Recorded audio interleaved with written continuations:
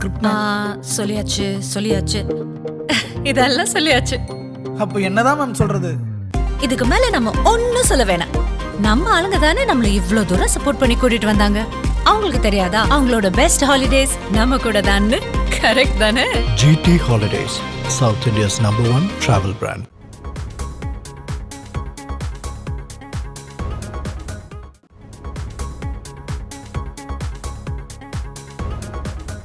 Touring Talkies சேனலை like பண்ணுங்க, share பண்ணுங்க, சப்ஸ்கிரைப் பண்ணுங்க.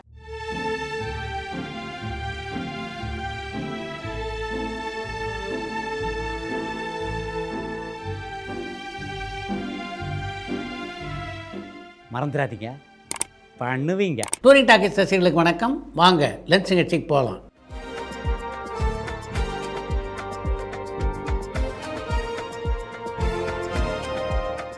என்னப்பா முதல் கேள்வி? மலையாளத்தில் மோகன்லால் மம்முட்டி சேர்ந்து நடிக்க போகிற படத்தில் ரஜினி கேமியோ பண்ண போகிறாருங்கிற தகவல் உண்மையானு பல்லவி ராமேஸ்வரத்துலேருந்து கேட்டிருக்காங்க.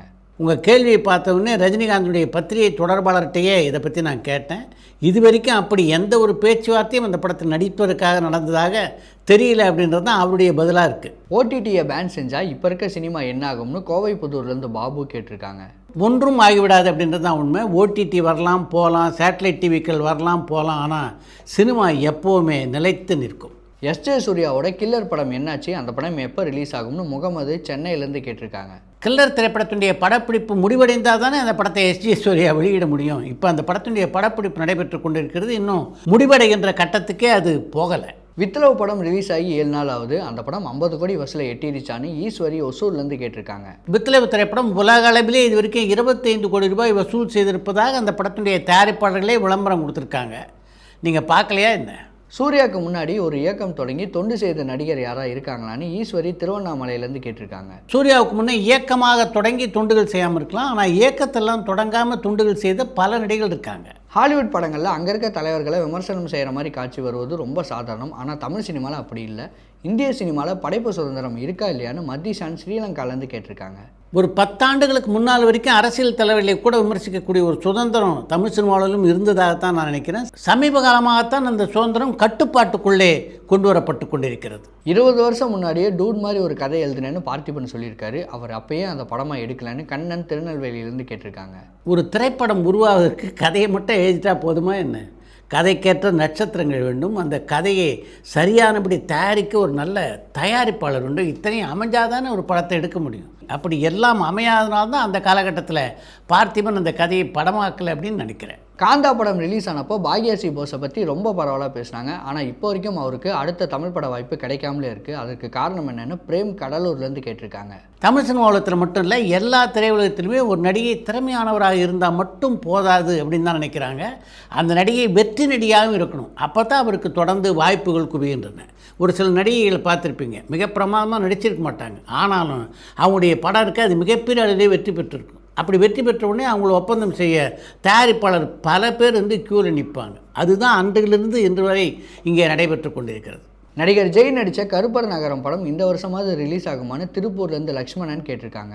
ஜெயினுடைய நடிப்பிலே உருவாகியுள்ள கருப்பர் நகரம் திரைப்படத்தை இந்த ஆண்டு வெளிக்கொண்டு வருவதற்கு நிச்சயமாக அவங்க முயற்சி பண்ணுவாங்கன்னு நினைக்கிறேன். காஞ்சனா 4 படத்தை பற்றி எந்த அப்டேட்டும் வராமல் இருக்கே, அந்த படம் ட்ராப் ஆகிடுச்சான்னு அஜய் ஒசூர்லேருந்து கேட்டிருக்காங்க. ராகவா லாரன்ஸை பொறுத்த வரைக்கும் எப்போவுமே இப்படி தான், படத்தை வேகமாக அறிவிப்பாரே தவிர அந்த படத்தினுடைய படப்பிடிப்பு தொடர்ந்து நடக்கிற மாதிரி பார்த்துக்க மாட்டார். அது மாதிரி அந்த படத்தை பற்றிய தகவல்களையும் அடிக்கடி வெளியில் சொல்ல மாட்டார். பிரபலமான பழைய நடிகைகள் இப்போ நடிக்கிற படத்துக்கு எவ்வளோ சம்பளம் வாங்குவாங்க? உதாரணமாக டூரிஸ்ட் ஃபேமிலி படத்துக்கு சிம்ரன் அவர்கள் எவ்வளோ சம்பளம் வாங்கியிருப்பாங்கன்னு பிரேம் கடலூர்லேருந்து கேட்டிருக்காங்க. பல நடிகைகள் எடுத்துட்டிங்கன்னா அவங்க கதாநாயகன் நடித்த காலகட்டத்தில் வாங்கிய சம்பளத்தை விட இப்போ அதிகமாக சம்பளம் வாங்குறாங்க அப்படின்னு தான் சொல்லணும். ஏன்னா அவங்க கதாநாயகியாக நடித்த போது அவங்க வாங்கி கொடுத்த சம்பளம் ரொம்ப குறைவு. சிம்ரன் விஷயத்துலையும் அப்படித்தான். விஜயோட கட்சியில் தங்களை இணைச்சிக்கணுங்கிற எண்ணத்தில் எந்த நடிகராவது இருக்காங்களான்னு சங்கர் மேடவாக்கத்துலேருந்து கேட்டிருக்காங்க. விஜய் கட்சியிலே தங்களை இணைத்து கொள்ளலாம் என்ற நினைப்பில் பல நடிகைகள் இருக்கக்கூடும், ஆனால் இப்போதைக்கு அதை யாரும் வெளிப்படுத்தவில்லை என்பதுதான் உண்மை. மொட்டை பாஸ்கி அவர்களோட நேர்காணலை நம்ம சேனலில் எதிர்பார்க்கலாமான்னு ஈஸ்வரி ஒசூர்லேருந்து கேட்டிருக்காங்க. பாஸ்கியினுடைய நேர்காணல் ஏற்கனவே சாய்வி சித்ராவில் இடம்பெற்றிருக்கிறது. அதுக்கான லிங்க் டிஸ்கிரிப்ஷன் பாக்ஸில் இருக்குது, நிகழ்ச்சியை பாருங்கள். நடிகை தமன்னா இப்போ லவ் ஃபெயிலியரில் இருக்காங்களான்னு சந்தோஷ் சேலம்லேருந்து கேட்டிருக்காங்க. தமன்னா காதல் தோல்வியில் இருப்பது உண்மைதான். விஜய் வர்மா அப்படின்ற பாலிவுட் நடிகரை தமன்னா காதலித்தார். அந்த காதல் கைகூடவில்லை. சிவகார்த்திகேயனோட சம்பளம் 50 கோடியை தாண்டிடுச்சான்னு கண்ணன் திருநெல்வேலியிலேருந்து கேட்டிருக்காங்க. சிவகார்த்திகேயனுடைய சம்பளம் 50 கோடி ரூபாயை தாண்டி விட்டது என்பது உண்மை.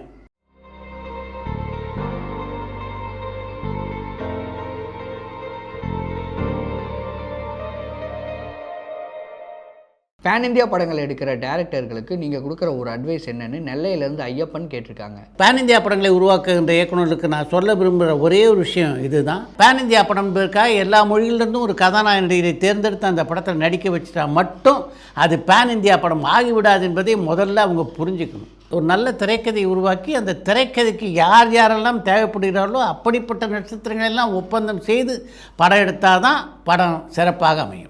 உங்களோட சினிமா சம்மந்தப்பட்ட கேள்விகளையும் இந்த லென்ஸ் நிகழ்ச்சியில் கேட்கணும்னா உங்கள் கேள்விகளை தெளிவாக தமிழில் டைப் பண்ணி கீழே தெரிகிற வாட்ஸ்அப் நம்பருக்கு ஒரு மெசேஜ் பண்ணிடுங்க உங்கள் நேமோட. அடுத்து இன்று ஒரு தகவல். தயாரிப்பாளர் கலைப்பு எஸ் தானுவிற்காக எஸ்பி முத்துராமன் இயக்கிய திரைப்படம் தான் தையற்காரன். அந்த படத்திலே கதாநாயகனாக நடித்தவர் பார்த்திபன். அந்த படத்திலே முக்கியமான ஒரு கதாபாத்திரத்தில் நடிப்பதற்காக சொக்கலிங்க பாவரை தேடி போனார் எஸ்பி முத்துராமன். இந்த படத்தில் ஒரு கதாபாத்திரத்துக்கு நீங்கள் நடிக்கணும் அப்படின்னு சொக்கலிங்க பாவரை பார்த்து எஸ்பி முத்துராமன் கேட்டபோது, எனக்கு உங்ககிட்ட ஒரு கேள்வி இருக்குது, அதுக்கு பதில் சொன்னீங்கன்னா நான் உங்கள் படத்தில் நடிக்கிறேன் என்றாராம் சொக்கலிங்க பாவதர். உங்கள் படத்தில் நான் நடிக்கிற மாதிரி நல்ல வேஷம் இருந்தால் சொல்லுங்கள், நான் நிச்சயமாக உங்கள் படத்தில் நடிக்கிறேன். சும்மா வந்து நின்று போகிற கதாபாத்திரம்னா எனக்கு அப்படிப்பட்ட கதாபாத்திரங்கள் நடிப்பதில் விருப்பம் இல்லை என்று சொல்லியிருக்கிறார் சொக்கலிங்க பாவதர். இப்படிப்பட்ட ஒரு பதிலை சொல்கின்ற காலகட்டத்தில் சொக்கலிங்க பாவதர் ஒரு 10 படத்தில் நடிச்சிக்கிட்டு இருந்தாரான்னா இல்லை. வசதியான வாழ்க்கையை வாழ்ந்து கொண்டிருந்தாரா என்றால் இல்லை. ஆக்சுவலாக பார்த்தீங்கன்னா அப்போ மிகப்பெரிய பொருளாதார தட்டுப்பாட்டில் இருந்தவர் தான் சொக்கலிங்க பாவதர். இதையெல்லாம் மீறி அப்படிப்பட்ட ஒரு வேண்டுகோளை எஸ்பி முத்துராமனிடம் சொக்கலிங்கம் பாகவதர் வைத்தார் என்றால் அதற்கு முக்கியமான காரணம் நடிப்பு மேலே அவருக்கு இருந்த அந்த ஆர்வம் தான். அவர் இருந்த நிலையிலே அன்றைக்கு எந்த நடிகர் இருந்திருந்தாலும் இந்த கதை என்ன, அந்த கதையில் என்னுடைய கதாபாத்திரம் என்ன என்பதை பற்றிலாம் ஒரு வார்த்தை கூட கேட்டிருக்க மாட்டாங்க. எனக்கு எவ்வளோ பணம் கொடுப்பீங்க அப்படின்றத மட்டும்தான் கேட்டிருப்பாங்க. கேட்டுட்டு உடனடியாக அந்த படத்தில் நடிச்சிருப்பாங்க.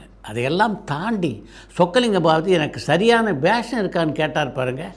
அப்போ அவர் மேலே எனக்கு இருந்த மரியாதை பல மடங்கு உயர்ந்து விட்டது என்று ஒரு பத்திரிகை பேட்டியிலே பதிவு செய்திருக்கிறார் எஸ்பி முத்துராமன்.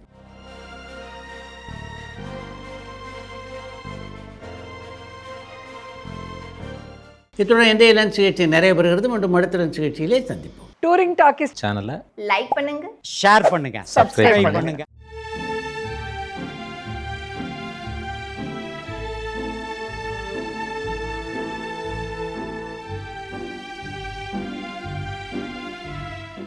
மறந்துடாதீங்க, பண்ணுவீங்க.